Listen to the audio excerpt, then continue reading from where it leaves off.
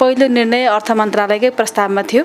धुलीखेल अस्पताल ट्रामा तथा आपतकालीन केन्द्र सुधार परियोजनाका लागि जापान सरकारबाट प्राप्त हुने जापानी येन 3 अर्ब 29 करोड 60 लाख अनुदान सहायता स्वीकार गर्ने भन्ने निर्णय भएको छ।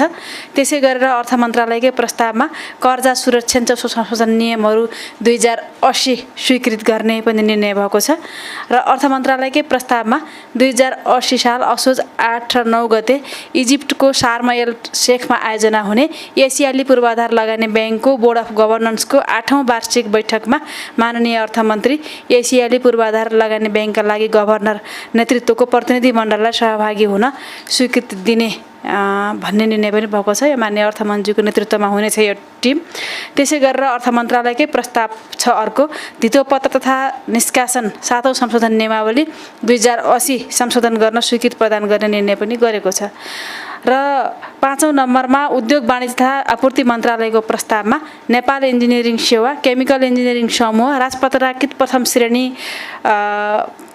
मा बढुवा गर्ने भन्ने पनि निर्णय भएको छ। त्यसै गरेर खानेपानी मन्त्रालयको राष्ट्रिय खानेपानी सरसफाई तथा स्वच्छता नीति 2080 स्वीकृत गर्ने भन्ने निर्णय भएको छ र गृह मन्त्रालयको प्रस्तावमा यो निर्णय पनि बाहिर आइ नै सकेको छ मिडियामा। यो कतिपय उसमा उमेर जात नाम यो फरक परेको सन्दर्भमा विवरण सच्याउने पाउने एउटा नीति अन्तर्गत उमेर जात र नाम सच्याउने तेस्रो संशोधन नियमहरू भनेर 2080 स्वीकृत भएको छ र गृह मन्त्रालयकै अर्को प्रस्तावमा मालदिप्समा भदौ 23 2080 मा हुन गइरहेको राष्ट्रपतीय निर्वाचनको अवलोकन गर्न भदौ 21 देखि 26 सम्म 2080 भदौ 21 देखि 26 सम्मका लागि मान्य निर्वाचन आयुक्त श्री रामप्रसाद भण्डारीको भ्रमणलाई स्वीकृत गर्ने निर्णय मन्त्री परिषदले गरेको छ र परराष्ट्र मन्त्रालयको प्रस्तावमा यो हिजो हामीले बाहिर सार्वजनिक पनि गरिसकेका छौँ। सम्माननीय प्रधानमन्त्री श्री पुष्पकमल दाहाल प्रचण्ड नेपाली प्रतिनिधि मण्डलको नेतृत्व गर्दै न्युयोर्कमा आयोजना हुने संयुक्त राष्ट्रसङ्घको 78औं महासभामा सहभागी हुन भ्रमण कार्यक्रम स्वीकृत गर्ने भन्ने पनि निर्णय भएको छ। त्यसै गरेर भूमि व्यवस्था तथा सहकारी तथा गरिबी निवारण मन्त्रालयको प्रस्तावमा सुर्खेत जिल्ला साबिक अवलचिङ गाविस वार्ड नम्बर 4 को 9 रोपनी जग्गा चिङगाड गाउँपालिका वार्ड नम्बर 5 मा निर्माण हुने 15 शय्याको आधारभूत अस्पताल निर्माणार्थ चिङगाड गाउँपालिकालाई उपयोग गर्न स्वीकृति दिने भन्ने निर्णय भएको छ। वन तथा वातावरण मन्त्रालयको प्रस्तावमा वन तथा वातावरण मन्त्रालय अन्तर्गत आर्थिक वर्ष 2080-81 मा सञ्चालन हुने संरक्षित क्षेत्र र जैविक मार्गका लागि एकीकृत भू परिधि व्यवस्थापन आयोजना लगायतका 17 वटा आयोजना तथा कार्यक्रमहरूका लागि राजपत्राकृत श्रेणीको 38 अस्थायी दरबन्दी सिर्जना गर्न स्वीकृति दिने भन्ने पनि निर्णय भएको छ। वन मन्त्रालयको प्रस्तावमा शिक्षा विज्ञान तथा प्रविधि मन्त्रालयमा चिकित्सा शिक्षा आयोग र शिक्षा विज्ञान तथा प्रविधि मन्त्रालय अन्तर्गत निकायहरूका लागि राजपत्राङ्कित श्रेणीका 74 अस्थायी दरबन्दी स्वीकृत गर्ने भन्ने पनि निर्णय भएको छ।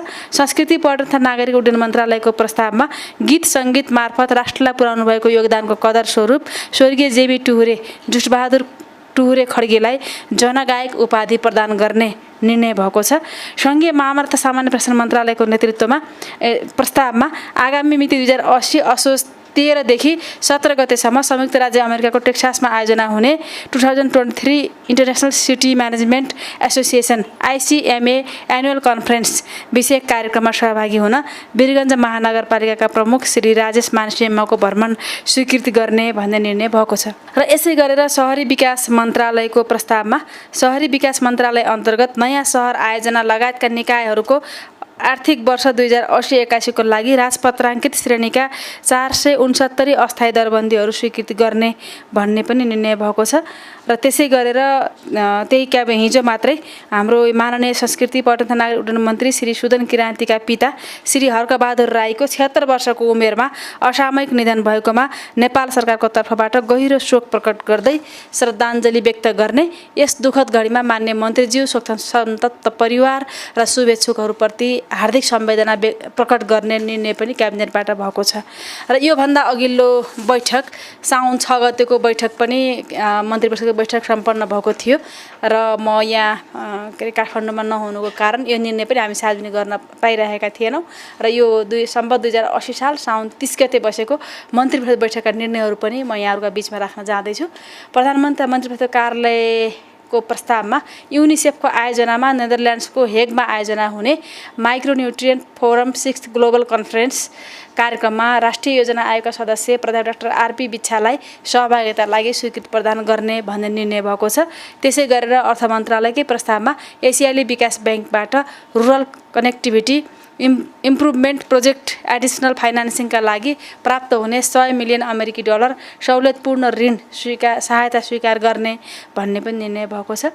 कानुन न्याय तथा संसदीय मामिला मन्त्रालयको प्रस्तावमा सत्य निरूपण तथा मेलमिलाप आयोग र बेपत्ता पारिएका व्यक्तिको छानबिन आयोगको लागि जम्मा 58 जना राजपत्राङ्कित कर्मचारीको अस्थायी दरबन्दी स्वीकृत गर्ने भन्ने पनि निर्णय भएको छ। कृषि तथा पशुपन्छी विकास मन्त्रालयको प्रस्तावमा कृषि तथा पशुपन्छी विकास मन्त्रालय अन्तर्गत आर्थिक वर्ष 2080-81 का लागि Nepal livestock sector innovation आयोजना र सो आयोजना अन्तर्गत विकेन्द्रित आयोजना सहयोग इकाइहरूका लागि आवश्यक 19 वटा राजपत्राङ्कित पदहरूको अस्थायी दरबन्दी स्वीकृत गर्ने भन्ने पनि निर्णय भएको छ। त्यसै गरेर भूमि व्यवस्था सहकारिता गरिबी निवारण मन्त्रालयको प्रस्तावमा प्रतापपुर हेल्थ पोस्टको नाममा रहेको नवलपरासी बर्दघाट सुस्ता पश्चिम साबिक प्रतापपुर गाविस वार्ड नम्बर 4 घ स्थित 0913 बिघा जग्गा प्रतापपुर गाउँपालिकालाई प्रशासकीय भवन निर्माण उपयोग गर्न स्वीकृति दिने भन्ने निर्णय पनि भएको छ। भूमि व्यवस्थाकै अर्को प्रस्ताव छ। लमजुङ जिल्ला हालबेसार नगरपालिका वार्ड नम्बर 3 स्थित 171431 रोपनी सार्वजनिक प्रकृतिको जग्गा सशस्त्र प्रहरी बल नेपाल आश्रित गुल्म लमजुङलाई प्रयोग गर्न स्वीकृति दिने भन्ने निर्णय पनि भएको छ। र भूमि व्यवस्थाकै तेस्रो प्रस्तावमा भू उपयोग पहिलो संशोधन नियमावली 2080 स्वीकृत गर्ने भन्ने पनि निर्णय भएको छ। र रक्षा मन्त्रालयको प्रस्तावमा काठमाडौँ तराई मधेस द्रुतमार्ग सडक आयोजनाको विस्तृत आयोजना प्रतिवेदन परिमार्जन गर्न स्वीकृति दिने भन्ने निर्णय भएको छ। वन तथा वातावरण मन्त्रालयको प्रस्तावमा माथिल्लो दरौदी बी साना जलविद्युत आयोजनाको भौतिक पूर्वाधार निर्माण गर्न गोर्खा जिल्लाको सुलीकोट गाउँपालिका वार्ड नम्बर 2 र अजिरकोट गाउँपालिका वार्ड नम्बर 1 मा रहेको राष्ट्रिय वन क्षेत्रको 4.92 हेक्टर जग्गा 25 वर्षसम्म प्रयोग गर्न स्वीकृति दिने भन्ने निर्णय भएको छ। र वन मन्त्रालयकै अर्को प्रस्तावमा बर्खा सिँचाइ आयोजना निर्माणको लागि राष्ट्रिय वन क्षेत्र प्रयोग गर्न दिने भन्ने पनि निर्णय भएको छ। र त्यसै गरेर शिक्षा विज्ञान तथा प्रविधि मन्त्रालयको प्रस्तावमा विज्ञान प्रविधि तथा नवप्रवर्तन सम्बन्धी विधेयक तर्जुमा गर्न सैद्धान्तिक स्वीकृति दिने भन्ने निर्णय क्याबिनेटले गरेको छ।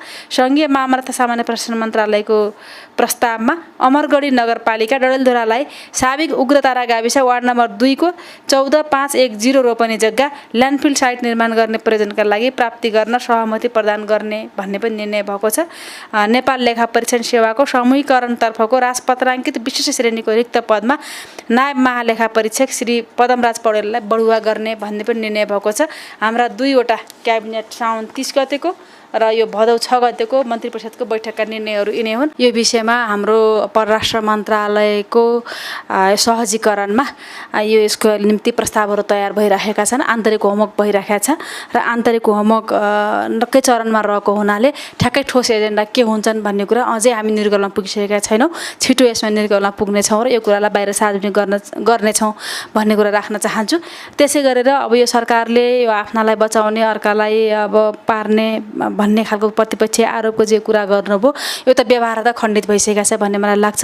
सत्तापक्षकै कैयौँ नेताहरू यो केसमा परि नै सक्नु भएको छ र जति पनि विषयहरू उठेका छन् ती उठेका विषयहरूमा सिआइबीले आफ्नै ढङ्गले अनुसन्धान र छानबिन गरि नै रहेको छ।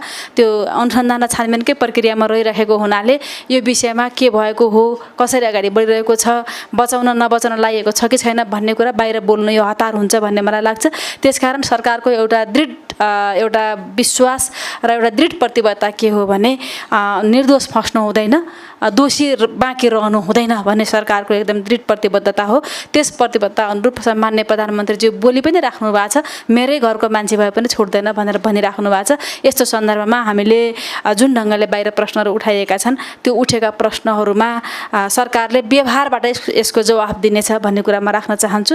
र अर्को यो उच्च स्तरीय छानबिन समितिको जुन कुरा उठाउनु भएको छ पत्रकार साथीले, यसमा चाहिँ अब यो हाम्रो हिजो मात्रै यो जुन प्रतिपक्ष पक्षदेखि लिएर सबै संसदका सबै राष्ट्रिय मान्यता प्राप्त दलहरूको बिचमा भएको सहमति हो र त्यो सहमति अनुसार यो अहिले जति पनि यो सुन तस्करीको यो पछिल्लो घटना जुन बाहिर आयो यो घटनामा सिआइबीले छानबिन गरिरहेकै छ। सिआइबीले नै यसलाई निष्कर्षमा पुर्याउनेछ र अभियोजन गर्नेछ भन्ने कुरा त्यो 1 नम्बर बुँदामा त्यो निर्णय नै भएको छ।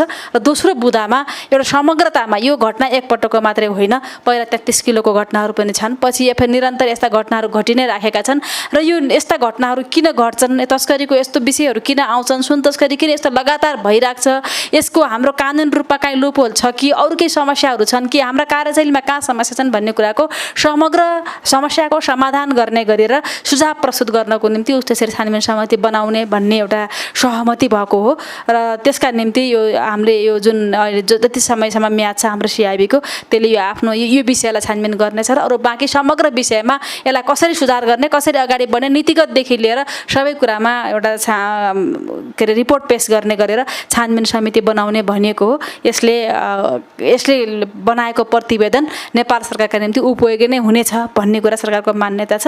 र अर्को जुन कोशी प्रदेशको बारेमा जुन कुरा गर्नुभयो, कोशी प्रदेशको कुरा अब अदालतमा मुद्दाकै रूपमा गइसकेको छ।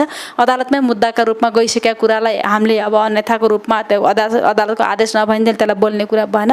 तर अब त्यहाँ जुन ढङ्गले गर्नुभएको छ, सरकार एउटा निर्माणै हुन नसक्ने स्थितिमा प्रदेश सभाले जे निर्णय गरेको छ, प्रदेश सभाले गरेको निर्णयमा कमेन्ट गर्ने कुरा अहिले हामीले गरेका छैनौँ, कमेन्ट गरेका छैनौँ। यो फेरि एउटा न्यायालयमा गइसकेको विषयमा कमेन्ट उपयुक्त पनि हुन्छ भन्ने मलाई लाग्दैन। त्यसकारण अब यसको विषयमा त्यति बेला थाहा हुनेछ। र अब अहिले त्यहाँ दुई पक्षीय धारणा भए, दुई थरी धारणा भए, अनि एउटा धारणा त्यो सत्ता पक्ष जसले एउटा विश्वासका मत प्राप्त गर्नुभयो ठिक छ भन्ने कुरा हुने नै भइहाल्यो। र फेरि हाम्रो एउटा संवैधानिक व्यवस्था पनि के हो भने तटस्थ भइसके पछाडि अथवा बराबर मत भइसकेपछि सभा अध्यक्ष गरेको व्यक्तिले मत हाल्न नपाउने भन्ने कुरा हुँदैन, मत हाल्न पाइन्छ। तर अब कहाँ के भएको हुन् भन्ने विषय अदालतमै गइसकेका हुनाले त्यो अदालतमै टुङ्ग्याउनेछ भन्ने